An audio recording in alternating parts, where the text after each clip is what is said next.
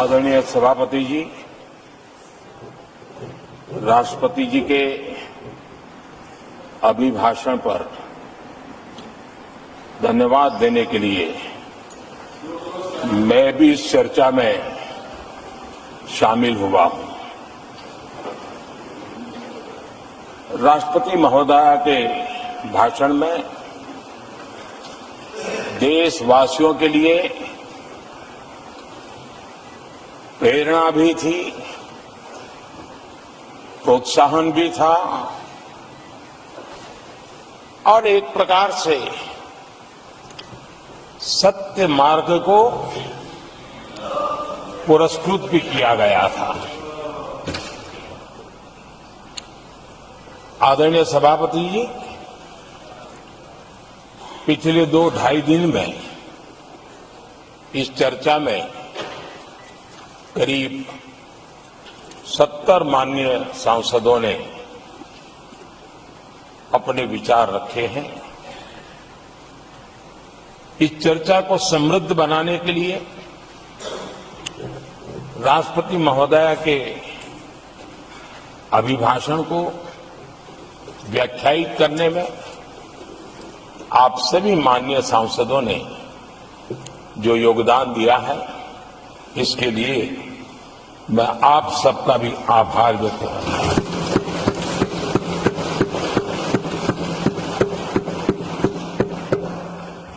आदरणीय सभापति जी, भारत की आजादी के इतिहास में हमारी संसदीय लोकतांत्रिक यात्रा में बहुत दशकों के बाद देश की जनता ने एक सरकार को तीसरी बार देश की सेवा करने का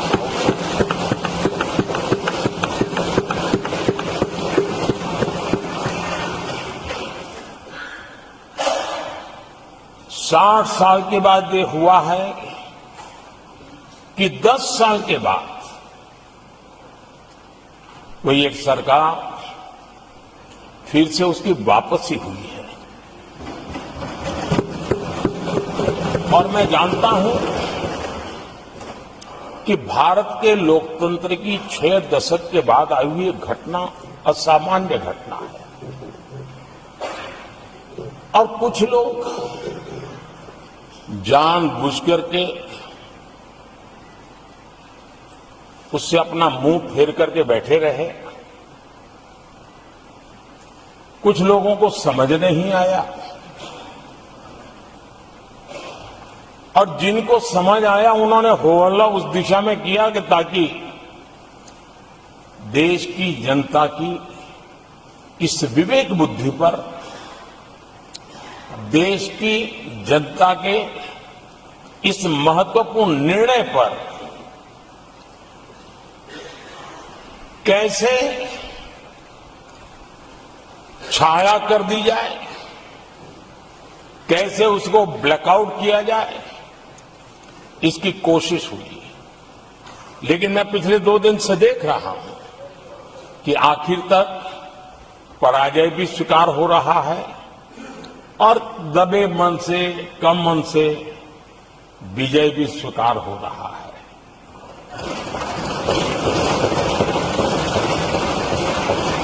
आदरणीय सभापति जी, कांग्रेस के हमारे कुछ साथियों को मैं हृदय से धन्यवाद करना चाहता हूं, क्योंकि नतीजे आए तब से हमारे एक साथी की तरफ से मैं देख रहा था, उनकी पार्टी उनको समर्थन तो नहीं करते थे, लेकिन अकेले झंडा लेकर दौड़ रहे थे। और मैं कहता हूं, वो जो कहते थे उनके मुंह में घी शक्कर। और ये मैं क्यों कह रहा हूं?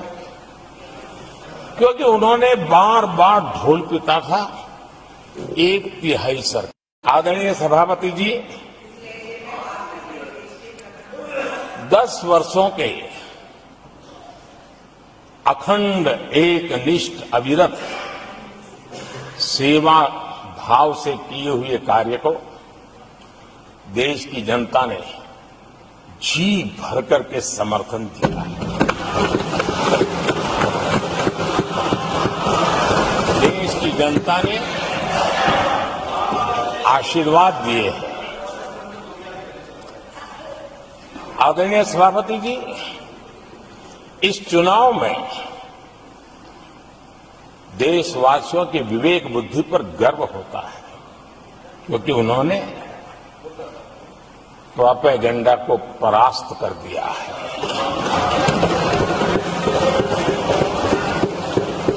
देश की जनता ने परफॉर्मेंस को प्राथमिकता दी है। भ्रम की राजनीति को देशवासियों ने ठुकराया है और भरोसे की राजनीति पर विजय की मोहर लगा।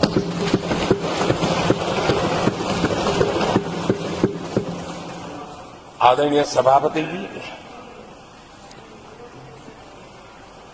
संविधान के 75वें वर्ष में हम प्रवेश कर रहे हैं। इस सदन के लिए भी ये पड़ाव विशेष है, क्योंकि इसे भी 75 साल हुए हैं और इसलिए एक सुखद संयोग है। आदरणीय सभापति जी, मेरे जैसे बहुत लोग हैं इस देश के सार्वजनिक जीवन में, जिनके परिवार में कोई गांव का सरपंच भी नहीं रहा है, गांव का प्रधान भी नहीं रहा है, राजनीति से कोई सरोकार नहीं रहा है, लेकिन आज अनेक महत्वपूर्ण पदों पर पहुंच करके देश की सेवा कर रहा है। और उसका कारण बाबा साहब आम्बेडकर ने जो संविधान दिया है, उसने हम जैसे लोगों को अवसर दिया है। और मेरे जैसे अनेक लोग हैं जिनको बाबा साहब आम्बेडकर द्वारा दिए गए संविधान के कारण यहां तक आने का अवसर मिला है और जनता जनार्दन ने उस पर मोहर लगाई तो तीसरी बार आने का मौका मिल गया।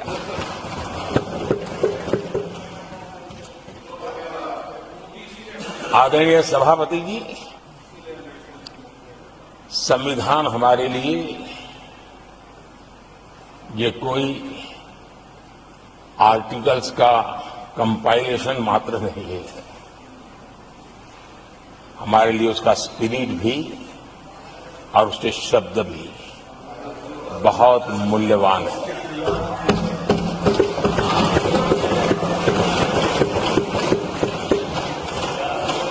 और हमारा मानना है कि किसी भी सरकार के लिए, किसी भी सरकार के नीति निर्धारण में, कार्यकलापों में हमारा संविधान लाइट हाउस का काम करता है, दिशा दर्शक का काम करता है, हमारा मार्गदर्शन करता है। आदरणीय सभापति जी, मुझे याद है मैंने जब लोकसभा में हमारी सरकार की तरफ से कहा गया कि हम 26 नवंबर को संविधान दिवस के रूप में मनाएंगे, तो मैं हैरान हूं जो आज संविधान की प्रत लेकर के कूदते रहते हैं, दुनिया में लहराते रहते हैं, उन लोगों ने विरोध किया था 26 जनवरी तो है, तो संविधान दिवस क्यों लाए। और आज संविधान दिवस के माध्यम से,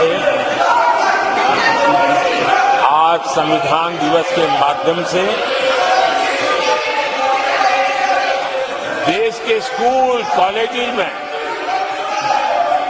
संविधान की भावना को, संविधान की रचना में क्या भूमिका रही है, देश के गणमान्य महापुरुषों ने संविधान के निर्माण में कारणों से कुछ चीजों को छोड़ने का निर्णय किया, किन कारणों से कुछ चीजों का स्वीकार करने का निर्णय किया, इसके विषय में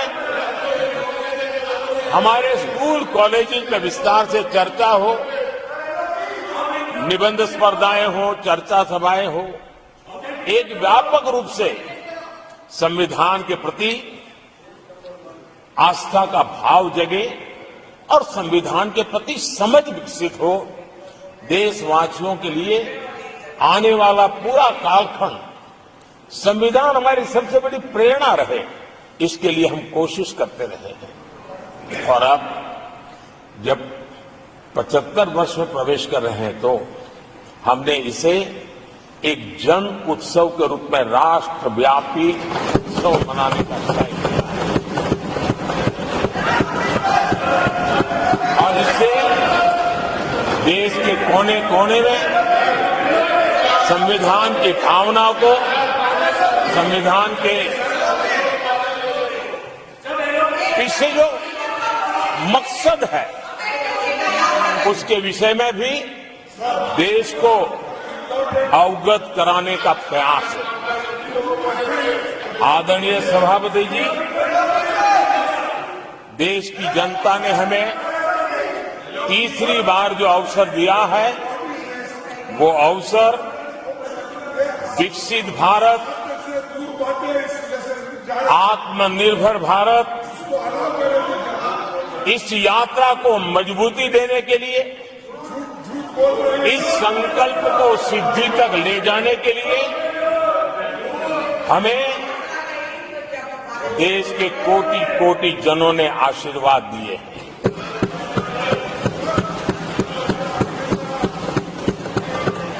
आदरणीय सभापति जी, ये चुनाव 10 वर्ष की सिद्धियों पर तो मोहर है ही, लेकिन ये चुनाव भविष्य के संकल्पों के लिए भी देश की जनता ने हमें चुना, क्योंकि देश की जनता का एकमात्र भरोसा हम पर होने के कारण आने वाले सपनों को, संकल्पों को सिद्ध करने के लिए हमें अवसर दिया। आदरणीय सभापति जी, देश भली भांति जानता है, देश ने पिछले 10 वर्षों में हमारे देश की अर्थव्यवस्था को 10 नंबर से 5 नंबर पर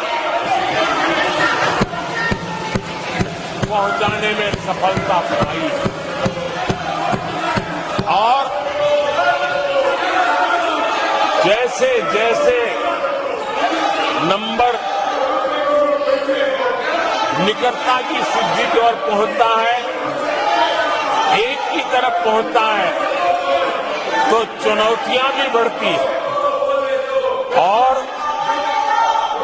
कोरोना के कठिन कालखंड के बावजूद,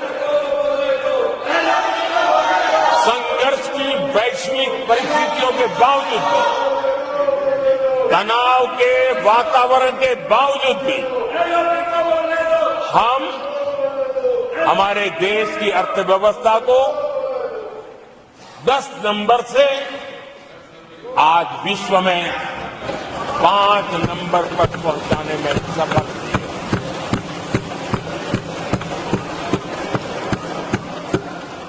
इस बार देश की जनता ने हमें 5 नंबर से 3 नंबर की इकोनॉमी पर पहुंचाने के लिए जनादेश दिया है और मुझे पक्का विश्वास है कि देश की जनता ने हमें जो जनादेश दिया है, हम भारत की अर्थव्यवस्था को विश्व के टॉप 3 में पहुंचा के रहेंगे।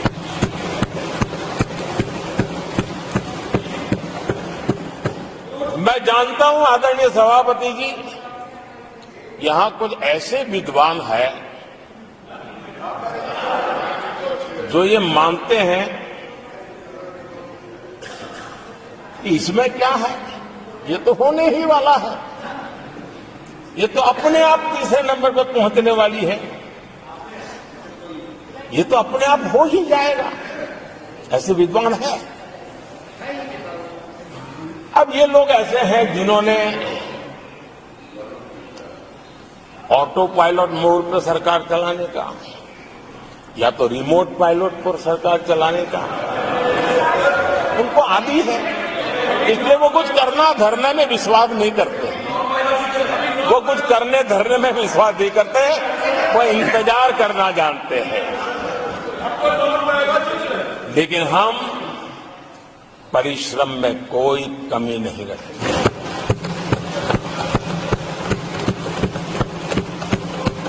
आने वाले वर्षों में पिछले 10 वर्षों में हमने जो किया है उसको गति भी बढ़ाएंगे, उसका विस्तार भी बढ़ाएंगे और गहराई भी होगी, ऊंचाई भी होगी और हम इस संकल्प को पूरा करेंगे। आदरणीय सभापति जी, चुनाव के दरमियान मैं देशवासियों को कहता था कि जो 10 साल हमने काम किया है, हमारे जो सपने और संकल्प है उसके हिसाब से तो ये एपेटाइजर है, मेन कोर्स तो अभी शुरू हुआ।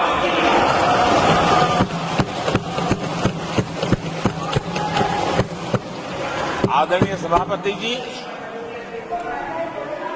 आने वाले 5 साल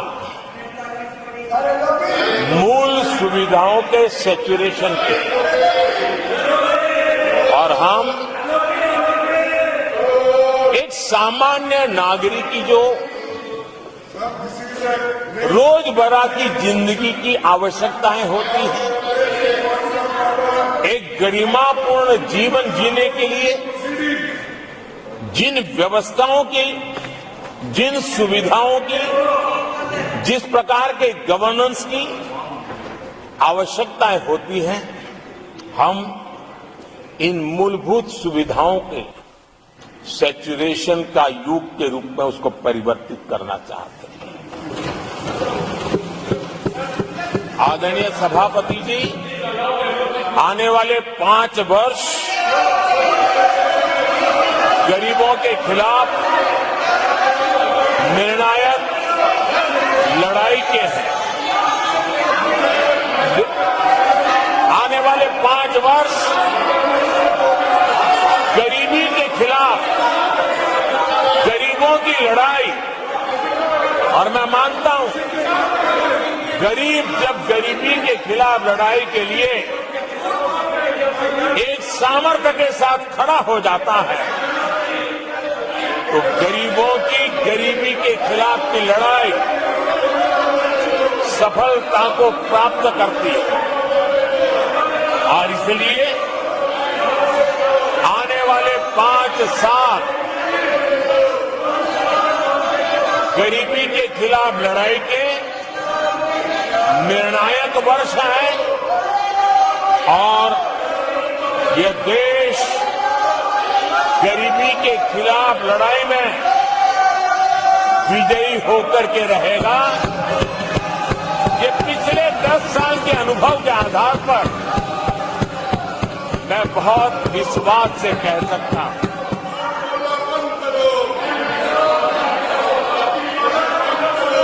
आदरणीय सभापति जी, जब देश दुनिया की तीसरी बड़ी इकोनॉमी बनेगा तो इसका लाभ, इसका प्रभाव जीवन के हर क्षेत्र पर पड़ने वाला है। विकास के विस्तार के अनेक अवसर उपलब्ध होने वाले हैं और इसलिए जब हम दुनिया की तीसरे नंबर की इकोनॉमी बनेगी तब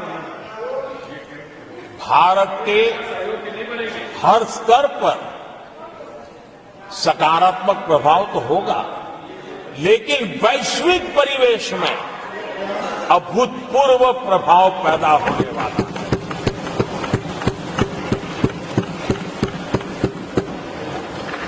आदरणीय सभापति जी, हम आने वाले कालखंड में नए स्टार्टअप्स का,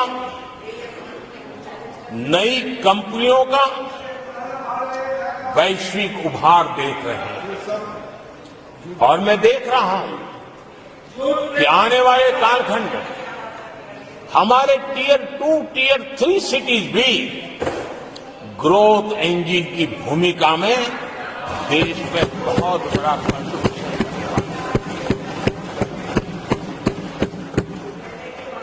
आदरणीय सभापति जी, ये शताब्दी टेक्नोलॉजी ड्रिवन शताब्दी है और इसलिए हम कई नए सेक्टर्स में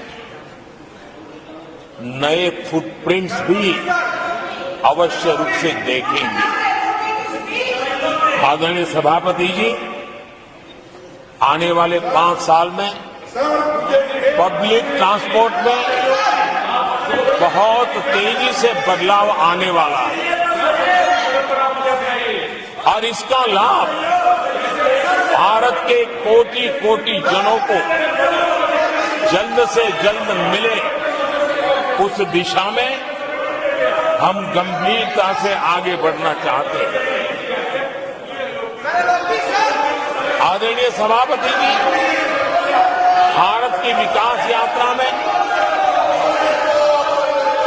हमारे छोटे शहर, चाहे खेल जगत हो, चाहे शिक्षा जगत हो, चाहे इनोवेशन हो, चाहे पेटेंट की रजिस्ट्री हो, मैं साफ देख रहा हूं कि हमारे छोटे छोटे शहर, हजारों की तादाद में से शहर भारत में एक विकास का नया इतिहास गढ़ने वाले हैं।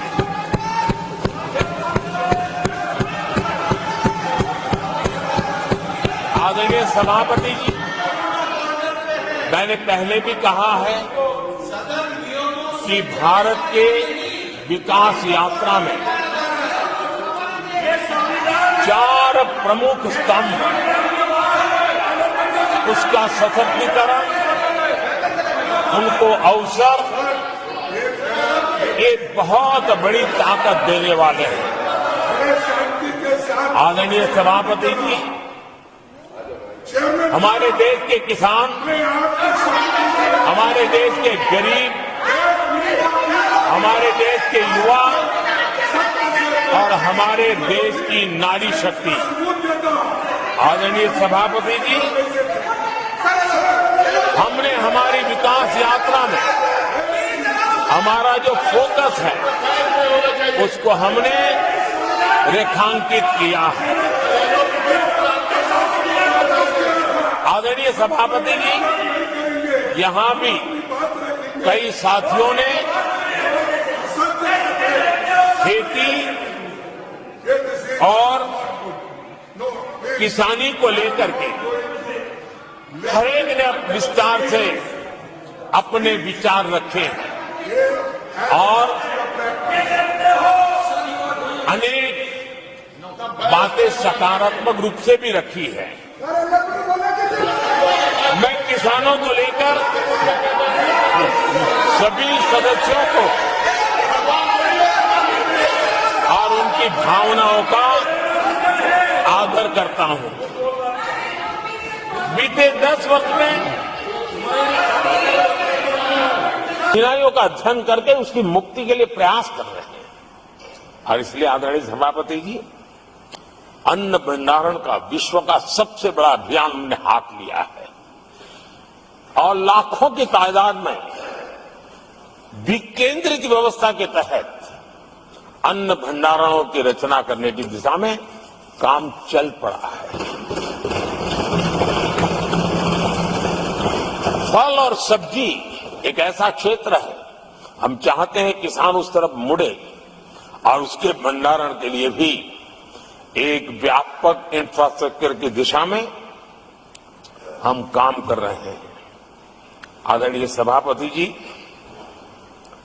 सबका साथ सबका विकास इस मूल मंत्र को लेकर के हमने देश सेवा की हमारी यात्रा को निरंतर विस्तार देने का प्रयास किया है।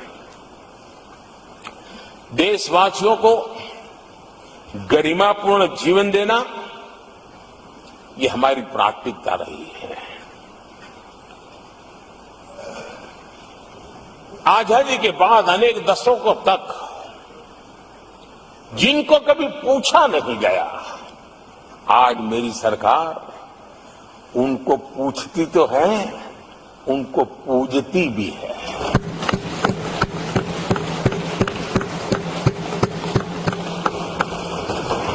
हमारे दिव्यांग भाई बहनों के साथ हमने मिशन मोड में उनकी कठिनाइयों को समझ करके माइक्रो लेवल पर उसको एड्रेस करने का प्रयास किया है और व्यवस्थाएं विकसित करने का प्रयास किया है ताकि वे गरिमापूर्ण जीवन जी सकें और कम से कम किसी का सहारा उनको लेना पड़े, इस दिशा में हमने काम किया है।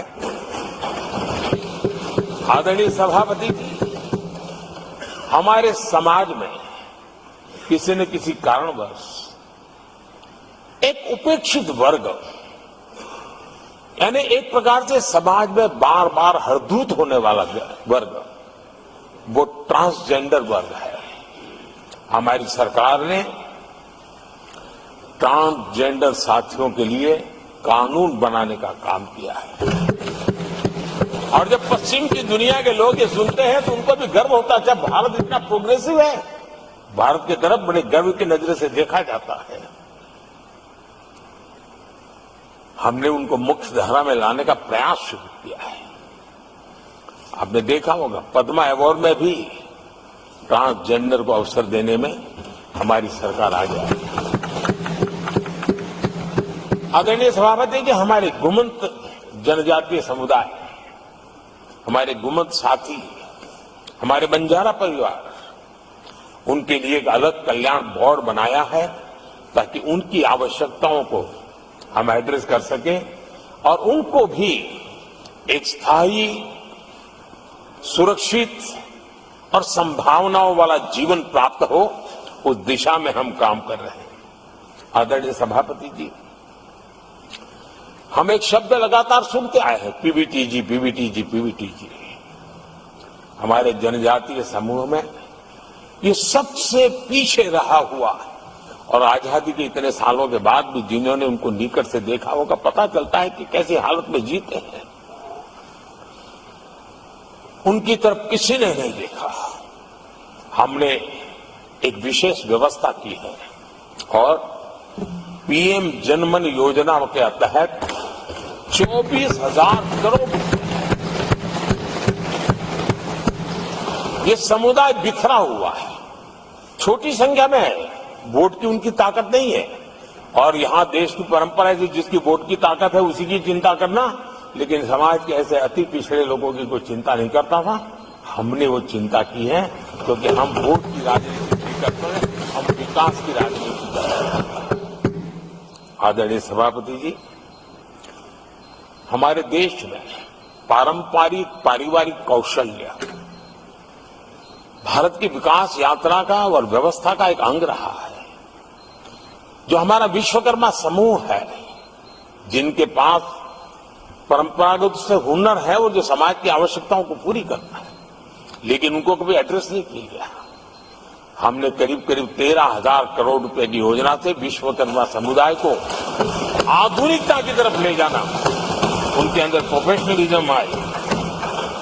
आदरणीय सभापति जी, गरीबों के नाम पर बैंकों का राष्ट्रीयकरण तो कर दिया गया था, लेकिन मेरे रेहड़ी पटरी वालों को कभी बैंक के दरवाजे तक देखने की हिम्मत नहीं होती थी, हालत थी। पहली बार देश में पीएम स्वनिधि योजना के तहत रेहड़ी पटरी वालों की चिंता की गई है और आज वो ब्याज के कुचक्र से बाहर आकर के अपने परिश्रम से और ईमानदारी से जो रेहड़ी पटरी वालों को बैंकों से लोन मिले हैं, वे लगातार बैंक वाले भी खुश हैं, लेने वाले भी खुश हैं। और जो कल फुटपाथ पर रेहड़ी बैठता था, आज एक छोटी दुकान दिशा में बनाने की दिशा में आगे बढ़ रहा है। जो पहले खुद मजदूरी करता था, आज एक आध दो को रोजगार देने की दिशा में काम कर रहा है। और यही कारण है कि गरीब हो, दलित हो, पिछड़े हो, आदिवासी हो, महिला हो, उन्होंने हमारा भारी समर्थन किया है। आदरणीय सभापति जी, हम विमेन लेड डेवलपमेंट की बात करते हैं। दुनिया के प्रगतिशील देशों के लिए भी विमेन डेवलपमेंट तो बहुत स्वाभाविक स्वीकार करते हैं, लेकिन विमेन लेड डेवलपमेंट की बात करते हैं तो उनके भी उत्साह में थोड़ी कमी नजर आती है। ऐसे समय भारत ने नारा नहीं, निष्ठा के साथ विमेन लेड डेवलपमेंट की ओर कदम बढ़ाए और महिला सशक्तिकरण का लाभ आज दिख रहा है, हर क्षेत्र में दिख रहा है और भारत की विकास यात्रा में वो कंट्रीब्यूट कर रहा है। मैं आदरणीय सांसद सुधा मूर्ति जी का आभार व्यक्त करता हूं कि कल उन्होंने चर्चा में महिलाओं के आरोग्य के विषय पर बल दिया था और उसका महात्म्य क्या है, उसकी आवश्यकता क्या है, उस पर बड़े विस्तार से उन्होंने कहा था। और उन्होंने एक बात ये भी बड़ी इमोशनल बताई थी कि मां अगर चली गई तो उसका कोई उपाय नहीं होता, फिर नहीं मिल सकती। ये भी बड़ी भावात्मकता से उन्होंने बताया था। विमेन हेल्थ, सैनिटेशन, वेलनेस पर हमने 10 वर्षों में एक प्रायोरिटी सेक्टर के लिए काम किया है। आदरणीय सभापति जी, टॉयलेट हो, सैनिटरी पैड्स हो, गैस कनेक्शन हो, प्रेगनेंसी के दौरान वैक्सीनेशन की व्यवस्था हो और इसका फायदा हमारे देश की माताओं बहनों को मिला है। आदरणीय सभापति जी, आरोग्य के साथ साथ महिलाएं आत्मनिर्भर बने, उस दिशा में भी हम लगातार काम कर रहे हैं। बीते वर्षों में हमने जो 4 करोड़ घर बनाए हैं, उसमें से ज्यादातर घर हमने महिलाओं के नाम पर रखे। बैंकों में खाते खुलने से मुद्रा और सुकन्या समृद्धि जैसी योजना से आर्थिक फैसलों में महिलाओं की भूमिका भी बढ़ी है, भागीदारी भी बढ़ी है और एक प्रकार से वो परिवार में भी अब निर्णय प्रक्रिया का हिस्सा बनने लगी है। आदरणीय सभापति जी, विमेन सेल्फ हेल्प ग्रुप्स, उससे जुड़ी 10 करोड़ बहनें, उनका आत्मविश्वास तो बढ़ा ही बढ़ा है, उनकी आय भी बढ़ी है। अभी तक 1 करोड़ बहनें जो ये सेल्फ हेल्प ग्रुप में काम करती हैं, छोटा छोटा गांव में कारोबार करती है, मिल करके करती है, किसी गांव वालों की भी नजर नहीं जाती इनकी तरफ। आज मैं बड़े गर्व से कह सकता हूं कि उन्हीं में से 1 करोड़ बहनें लखपति दीदी हैं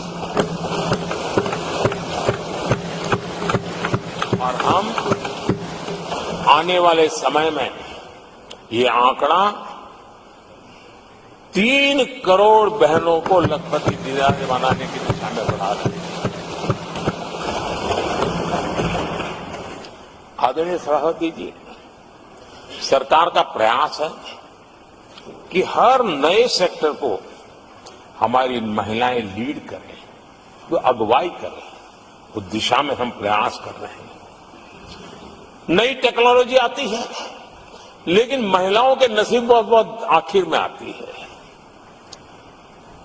हमारी कोशिश है कि नई टेक्नोलॉजी का पहला अवसर हमारी महिलाओं के हाथ लगे और वे इसको करें। और इसी के तहत नमो ड्रोन दीदी ये अभियान बहुत सफलतापूर्वक आगे बढ़ा है और आज गांव में किसानों को मदद करने का टेक्नोलॉजी के माध्यम से काम गांव की हमारी महिलाएं कर रही है। और मैं जब उनसे बात कर रहा था मुझे कह रही है, अरे साहब हम लोग कभी साइकिल भी नहीं चलाना जानते थे, आपने हमें पायलट बना दिया है और पूरा गांव हमें पायलट दीदी के नाम से जानने लगा। और इस गरिमापूर्ण बात उनके जीवन में आगे बढ़ने के लिए बहुत बड़ी ताकत बन जाता है, एक बहुत बड़ा ड्राइविंग फोर्स बन जाता है। आदरणीय सभापति जी, देश का दुर्भाग्य है कि ऐसे संवेदनशील मामलों में भी राजनीति जब होती है तब देशवासियों को, विशेषकर महिलाओं को अकल्प पीड़ा होती है। ये जो महिलाओं के साथ होते अत्याचार में विपक्ष का जो सिलेक्टिव रवैया है, ये सिलेक्टिव रवैया बहुत ही चिंताजनक है। आदरणीय सभापति जी, मैं आपके माध्यम से देश को बताना चाहता हूं, मैं किसी राज्य के खिलाफ नहीं बोल रहा हूं, न ही मैं कोई राजनीतिक स्कोर करने के लिए बोल रहा हूं, लेकिन कुछ समय पहले मैंने बंगाल से आई कुछ तस्वीरों को सोशल मीडिया पे वीडियो देखा। एक महिला को वहां सरेआम सड़क पर पीटा जा रहा है। वो बहन चीख रही है, लेकिन वहां खड़े हुए कोई उसकी मदद के लिए नहीं आ रहा है, वीडियो बनाने में लगे हुए हैं। और जो घटना संदेश खाली में हुई, जिसकी तस्वीरें रोंगटे खड़े करने वाली है, लेकिन बड़े बड़े दिग्गज मैं सुन रहा हूं कल से, इसके लिए पीड़ा उनके शब्दों में भी नहीं झलक रही है। इससे बड़ा शर्मिंदगी का दुखद चित्र क्या हो सकता है। और जो अपने आप को बहुत बड़े प्रगतिशील नारी नेता मानते हैं, वो भी मुंह पे ताले लगा करके बैठ गए, क्योंकि संबंध उनके राजनीतिक जीवन से जुड़े किसी दल से या उस राज्य से है। और इसलिए आप महिलाओं पर हो रही पीड़ा को चुपचाप हो जाए। आदरणीय सभापति जी, मैं समझता हूं कि जिस प्रकार से दिग्गज लोग भी ऐसी बातों को नजरअंदाज करते हैं, तब देश को तो पीड़ा होती है, हमारी माता और बहनों को ज्यादा पीड़ा होती है।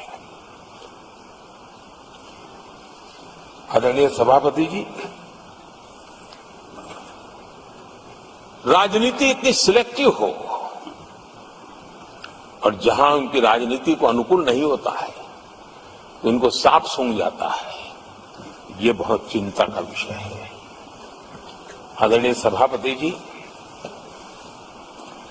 भारत की जनता ने तीसरी बार पूर्ण बहुमत की स्थिर सरकार चुनकर देश में तो स्थिरता और निरंतरता को तो आदेश दिया ही है, लेकिन इस चुनाव के नतीजों ने विश्व को आश्वस्त किया है। आदरणीय सभापति जी,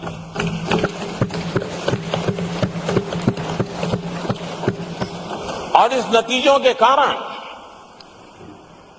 भारत विश्व भर के निवेशकों के लिए एक बहुत बड़ा आकर्षण का केंद्र बनकर के उभर रहा है। इफ्स और बट्स का समय पूरा हो चुका है और भारत में विदेश का निवेश भारत के नौजवानों के लिए रोजगार के नए अवसर लेके आता है, भारत के युवाओं की टैलेंट को विश्व के मंच पर ले जाने का एक अवसर बन जाता है। आदरणीय सभापति जी, honourable prime minister, honourable members, प्रधानमंत्री जी, The reply to the discussion on the motion of thanks on the President's address is underway. If the House agrees, जारी है। the lunch hour may be dispensed with to conclude the discussion. Do I have the leave of the House to dispense with the lunch hour today? क्या सबकी सहमति है? Honorable Prime Minister, माननीय प्रधानमंत्री जी, आपने मुझे भी एक मौका दिया है जो मेरे से पहले एक चेयरमैन को ही मिला है, to listen to the prime minister कि वे प्रधानमंत्री जी को सुने तीसरी बार जब वो राष्ट्रपति के अभिभाषण पर उत्तर दे रहे हैं। और आपसे इंस्पिरेशन लेकर आप देखिए, टेबल के ऊपर हमने पुरुषों का 1/3 रिजर्वेशन कर दिया है। ऑनरेबल प्राइम मिनिस्टर, आदरणीय सभापति जी, वैश्विक अर्थव्यवस्थाओं में संतुलन जो चाहते हैं उनका भारत का इस विजय उनके लिए एक बहुत बड़ी नई आशा लेकर के आया है। आज विश्व पारदर्शिता पर भरोसा करती है और भारत उसके लिए एक बहुत ही श्रेष्ठ भूमि के रूप में उभर रहा है। आदरणीय सभापति जी, इस चुनाव नतीजों से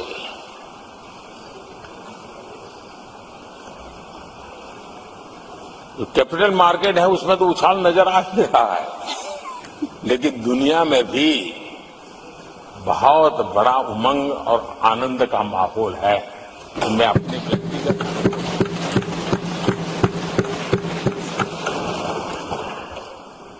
लेकिन इस बीच हमारे कांग्रेस के लोग भी खुशी में मगन हैं।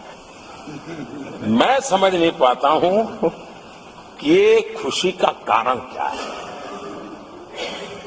और इस पर कई सवाल है। क्या ये खुशी हार की हैट्रिक पर है? क्या ये खुशी नर्वस 90 के शिकार होने पर है? क्या ये खुशी एक और असफल लॉन्च की है? आदरणीय सभापति जी, मैं देख रहा था ये उत्साह उमंग से खड़गे जी भी बड़े नजर आ रहे थे, लेकिन शायद खड़गे जी ने उनकी पार्टी की बड़ी सेवा की है, क्योंकि जो ये पराजय का ठिकरा जिन पर फूटना चाहिए था उनको उन्होंने बचा लिया और खुद दीवार पर के खड़े हो गए।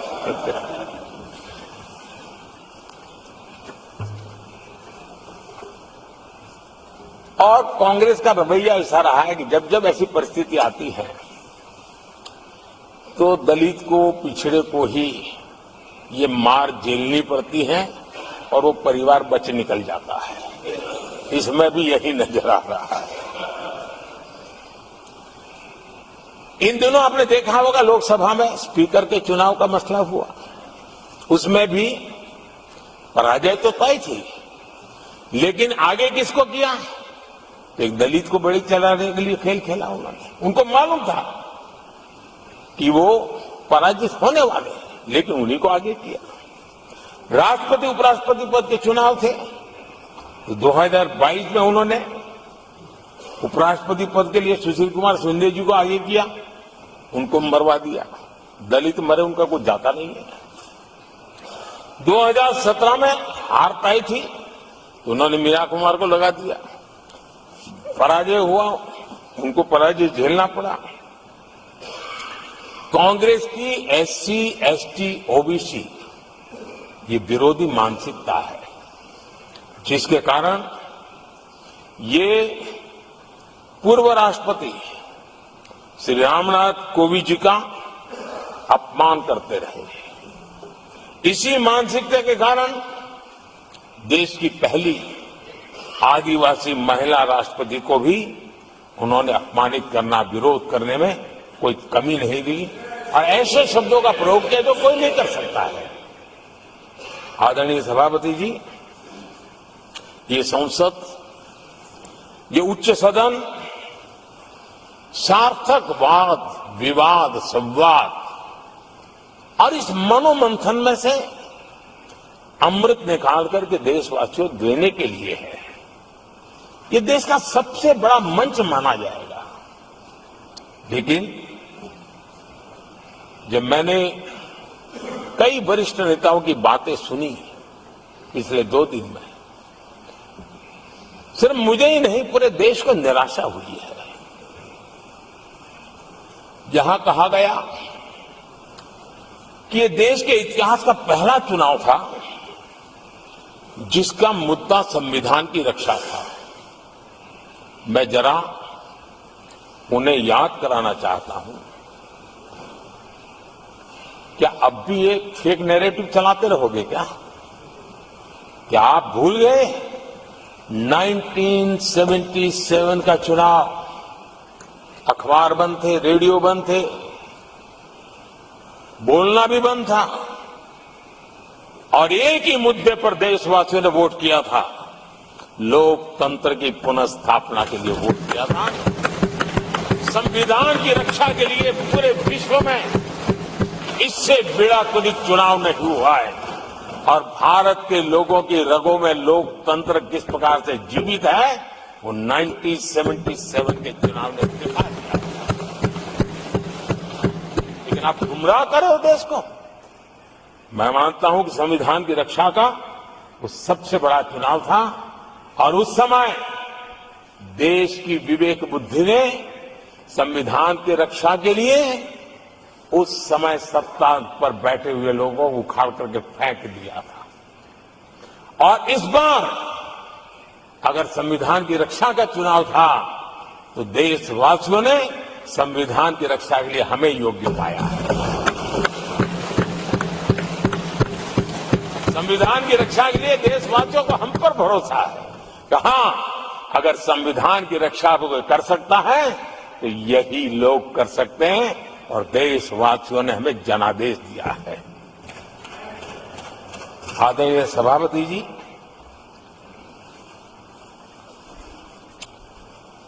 जब खड़गे जी ऐसी बातें बोलते हैं तो जरा पीड़ादायक लगता है, क्योंकि इमरजेंसी के दौरान संविधान पर जो जुल्म हुआ, जो बुलडोजर चलाया गया संविधान के ऊपर, लोकतंत्र की धज्जियां उड़ा दी गई, तब उसी दल के महत्वपूर्ण नेता के रूप में उनके साक्षी है, फिर भी सदन को गुमराह कर रहे हैं।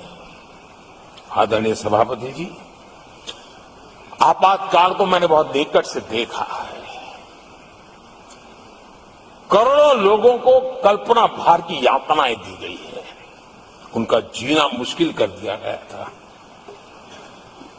और जो संसद के अंदर होता था वो तो रिकॉर्ड पर है।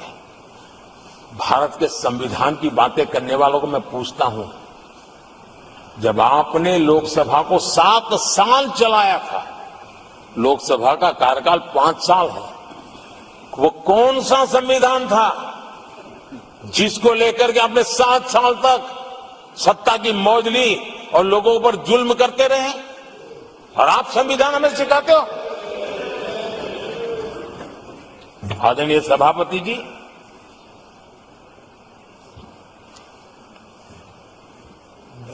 हर प्रकार से प्रयासों को बल दिया जा रहा है। आदरणीय सभापति जी, इस समय मणिपुर में बाढ़ का भी संकट चल रहा है और केंद्र सरकार राज्य सरकार के साथ मिलकर के पूरा सहयोग कर रही है। आज ही एनडीआरएफ की 2 टीमें वहां पहुंची है, कहने की प्राकृतिक मुसीबत में भी केंद्र और राज्य मिलकर के मणिपुर की चिंता कर रहे हैं। आदरणीय सभापति जी,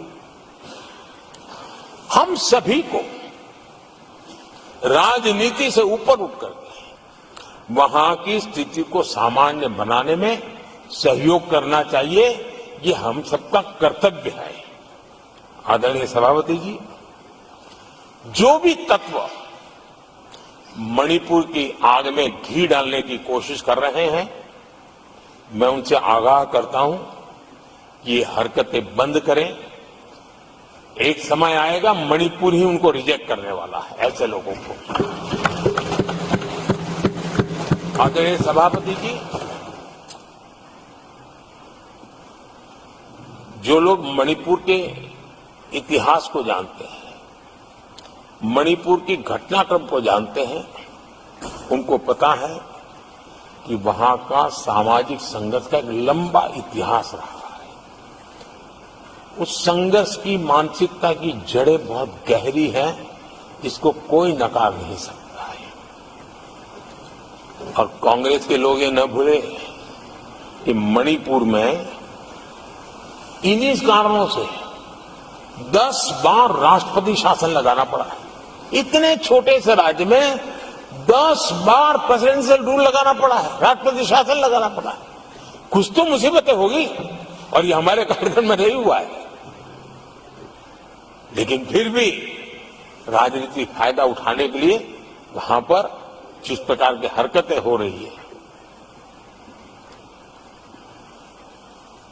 और राष्ट्रपति जी, आदरणीय सभापति जी, मैं इस सदन में देशवासियों को मैं बताना चाहता हूं, 1993 में मणिपुर में ऐसे ही घटनाओं का क्रम चला था और इतना तीव्र चला था, इतना व्यापक चला था, वो 5 साल लगातार चला था।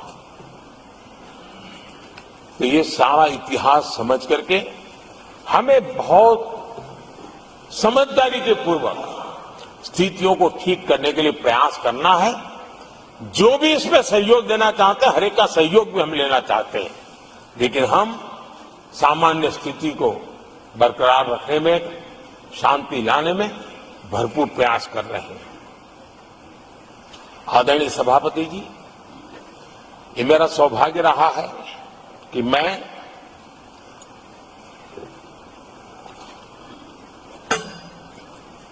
प्रधानमंत्री प्रधान सेवक के रूप में यहां आया। उसके पहले लंबे अरसे तक मुझे मुख्यमंत्री के रूप में सेवा करने का अवसर मिला था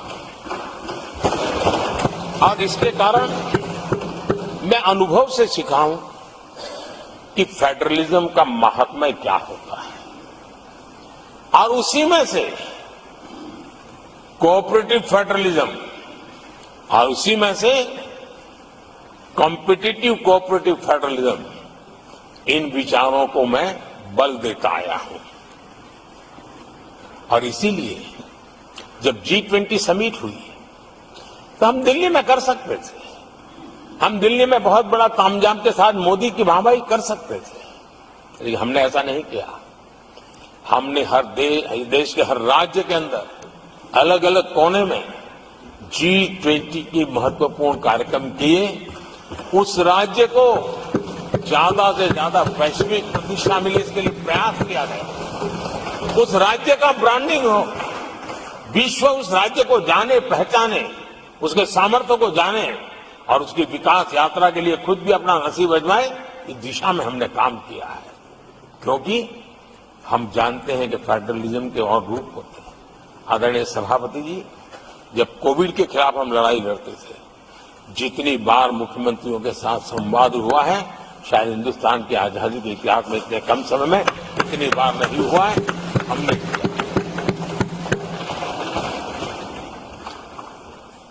आदरणीय सभापति जी, ये सदन एक प्रकार से राज्यों से जुड़ा हुआ सदन है और इसलिए राज्यों के विकास के कुछ फोकस एरिया, उसकी चर्चा इस सदन में करना मैं उचित मानता हूं और मैं कुछ आग्रह भी साझा करना चाहता हूं। आज हम एक ऐसी स्थिति में हैं जहां हम अगली क्रांति का नेतृत्व कर रहे हैं। इसलिए सेमीकंडक्टर्स और इलेक्ट्रॉनिक मैन्युफैक्चरिंग जैसे सेक्टर्स में हर राज्यों ने बड़ी प्राथमिकता से साथ अपनी नीतियां बनानी चाहिए, योजनाओं को लेकर के आगे आना चाहिए। और मैं चाहता हूं कि राज्यों के बीच विकास की स्पर्धा हो, निवेश आकर्षण करने वाली नीतियों में स्पर्धा हो, और वो भी गुड गवर्नेंस के माध्यम से हो, स्पष्ट नीतियों के माध्यम से हो। मैं पक्का मानता हूं कि आज जब विश्व भारत के दरवाजे पर दस्तक दे रहा है, तब हर राज्य के लिए अवसर है। और जब ये राज्यों से जुड़ा हुआ सदन है, तो मैं आग्रह करूंगा राज्यों से कि आप आगे आइए और विकास की यात्रा में आप भी इसका फायदा उठाइए। रोजगार सृजन में इस राज्यों के बीच स्पर्धा क्यों न होनी चाहिए? फलाने राज्य की उस नीति के कारण उस राज्य में नौजवानों को इतना रोजगार मिला, तो दूसरा राज्य कहा है तुम्हारी नीति में मैंने +1 कर दिया तो मुझे ये फायदा मिला। रोजगार के लिए राज्यों के बीच में स्पर्धा क्यों नहीं होनी चाहिए? मैं समझता हूं कि ये देश के नौजवानों के भाग्यों को बदलने में बहुत काम आएगा। आज नॉर्थ ईस्ट में, असम में सेमीकंडक्टर पर तेज गति से काम चल रहा है, और इससे असम, नॉर्थ ईस्ट, वहां के नौजवानों को बहुत ही फायदा होने वाला है, और साथ साथ देश को भी फायदा होने वाला है। और नॉर्थ ईस्ट की धरती, क्योंकि एक राज्य सरकार जब एग्रेसिवली नीतियों को लेकर के आती है, तो उसका आदरणीय सभापति जी, यूएन ने 2023 को ईयर ऑफ मिलेट्स के रूप में घोषित किया था। ये भारत की अपनी खुद की ताकत है। मिलेट्स हमारे छोटे किसानों की ताकत है, और जहां कम पानी है, जहां सिंचाई की सुविधाएं नहीं है, वहां पर मिलेट्स, जो कि एक सुपर फूड है, मैं मानता हूं कि राज्य इसके लिए आगे आए, अपने अपने राज्य के इस सुपर फूड को, मिलेट्स को लेकर के वैश्विक बाजार में जाने की योजना बनाए। उसके कारण दुनिया के हर टेबल पर हिंदुस्तान का मिलेट होगा, डाइनिंग टेबल पर, और हिंदुस्तान के किसान के घर में दुनिया से कमाने का अवसर पैदा हो जाएगा। भारत के किसान के लिए समृद्धि के नए द्वार खुल सकते हैं। मैं राज्यों से आग्रह करूंगा कि आप आइए। आदरणीय सभापति जी, दुनिया के लिए न्यूट्रिशन मार्केट, इसका सॉल्यूशन भी हमारे देश के मिलेट में है। ये सुपर फूड है, और जहां पर न्यूट्रिशन की चिंता है, वहां पर हमारा मिलेट बहुत बड़ा काम कर सकता है। हम इस आरोग्य की दृष्टि से भी वैश्विक मंच पर ले जाने के लिए हमारे राज्य आगे आए, अपनी पहचान बनाए। आदरणीय सभापति जी, 21वीं सदी में ईज ऑफ लिविंग, ये सामान्य मानवीय का हक है, और मैं चाहता हूं कि राज्य सरकार अपने यहाँ के नीति, नियम, व्यवस्थाएं उस प्रकार से विकसित करें ताकि सामान्य नागरिक को ईज ऑफ लिविंग का अवसर मिले। और इस सदन से राज्यों को अगर वो संदेश जाता है तो देश के लिए उपयोगी होगा। आदरणीय सभापति जी, भ्रष्टाचार के खिलाफ जो हमारी लड़ाई है, उसको हमें कई स्तरों पर नीचे ले जाना पड़ेगा, और इसलिए चाहे पंचायत हो, नगरपालिका हो, महानगर पालिका हो, तहसील पंचायतें हो, जिला परिषद हो, ये सारी इकाइयों में एक ही मिशन के साथ भ्रष्टाचार से मुक्ति का राज्य अगर बीड़ा उठाएंगे तो हम बहुत तेजी से देश के सामान्य मानवी को जो भ्रष्टाचार से जूझना पड़ता है, उससे मुक्ति दिला सकते हैं। आदरणीय सभापति जी, समय की मांग है कि हमारे यहां एफिशिएंसी अब होती है चलती है का जमाना चला गया है। 21वीं सदी में भारत को, अगर भारत की सदी के रूप में अपने आप को प्रस्तावित करना है, तो हमारे गवर्नेंस के मॉडल में, हमारी डिलीवरी के मॉडल में, हमारे निर्णय प्रक्रिया के मॉडल में एफिशिएंसी बहुत अनिवार्य है। मैं आशा करता हूं कि सर्विस की स्पीड बढ़ाने में, निर्णयों की स्पीड बढ़ाने में एफिशिएंसी की दिशा में काम होगा, और जब इस प्रकार से काम होते हैं तो ट्रांसपेरेंसी भी आती है, इफ्स एंड बर्ड्स भी नहीं रहते हैं, और सामान्य मानवीय के हकों की रक्षा भी होती है और ईज ऑफ लिविंग इसका एहसास हर नागरिक कर सकता है। आदरणीय सभापति जी, मेरा एक कन्विक्शन है और मैं मानता हूं कि आज समय की मांग है हमारे देश के नागरिकों के जीवन से सरकार की दखल जितनी कम हो उस दिशा में हमने प्रयास करना चाहिए। रोजमर्रा की जिंदगी में सरकार सरकार सरकार, अब हम उस दिशा में जा रहे हैं। तब हां, जिनको सरकार की जरूरत है, जिनके जीवन में सरकार की उपयोगिता आवश्यकता है, उनके जीवन में सरकार का अभाव नहीं होना चाहिए। लेकिन जो अपने बलबूते पर जीवन को आगे बढ़ाना चाहते हैं, सरकार का प्रभाव उनके रोकने का प्रयास न करें और इसलिए सरकार की दखल जितनी कम हो वैसी समाज और सरकार की व्यवस्थाओं को विकसित करने के लिए मैं राज्यों से आग्रह करता हूं कि आप आगे आइए। आदरणीय सभापति जी, क्लाइमेट चेंज के कारण प्राकृतिक आपदाओं की स्थिति बढ़ती जा रही है और वो किसी को एक कोने में करने वाला काम नहीं होता है। हमने सामूहिक रूप से मिलकर के काम करना होगा। राज्यों ने अपने सामर्थ्य बढ़ाना होगा ताकि प्राकृतिक आपदाओं को हम पूरा, पीने के पानी व्यवस्था वो भी उतना ही महत्व देना होगा। सामान्य मानवीय को आरोग्य की सेवा वो भी उतना ही महत्व देना होगा। और मैं मानता हूं कि हमारे राज्यों में राजनीतिक इच्छा शक्ति के साथ इन मूलभूत कामों की दिशा में हमारे राज्य जरूर जुड़ेंगे। आदरणीय सभापति जी, ये दशक और ये सदी भारत की सदी है, लेकिन भूतकाल हमें कहता है कि अवसर तो पहले भी आए थे, लेकिन हम अपने ही कारणों से अपने अवसरों को खो चुके थे। अब हमें अवसर खोने की गलती नहीं करनी है। हमें अवसरों को ढूंढना है, हमें अवसरों को जकड़ना है और अवसरों के सहारे हमें अपने संकल्पों को सिद्ध करना है, उस दिशा में जाने का। इससे बड़ा कोई समय नहीं हो सकता है जो समय आज भारत के पास है। 140 करोड़ देशवासियों के पास है, विश्व के सबसे युवा आबादी वाले देश के पास है। और इसको जो देश हमारे साथ आजाद हुए थे वो हमसे आगे निकल चुके हैं,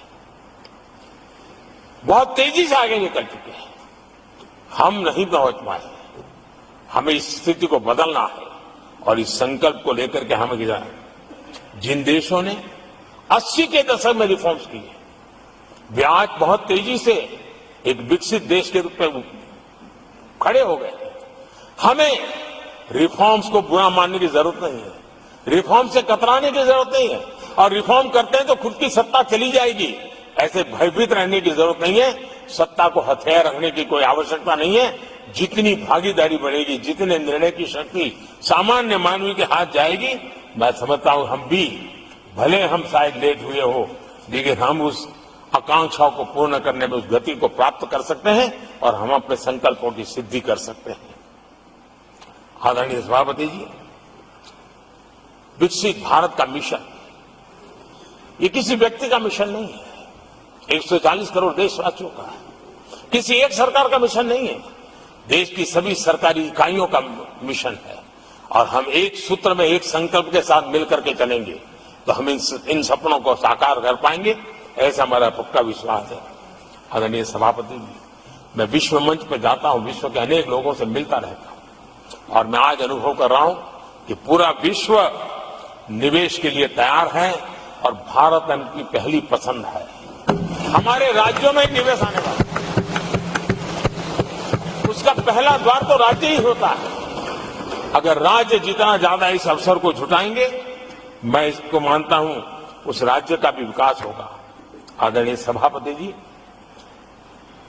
जिन जिन बातों को हमारे माननीय सदस्यों ने उठाया था, उन सबको संकलित रूप में जानकारी देने का मैंने प्रयास किया है। और आदरणीय राष्ट्रपति महोदय ने जो अभिभाषण दिया, जो हमारे लिए दिशा निर्देश दिए हैं और देश के सामान्य मानवीय के अंदर जो उन्होंने विश्वास पैदा किया है, इसके लिए मेरी तरफ से भी और इस सदन की तरफ से भी मैं राष्ट्रपति जी का हृदय से बहुत बहुत आभार व्यक्त करते हुए मेरी वाणी को विराम देता हूं। बहुत बहुत धन्यवाद।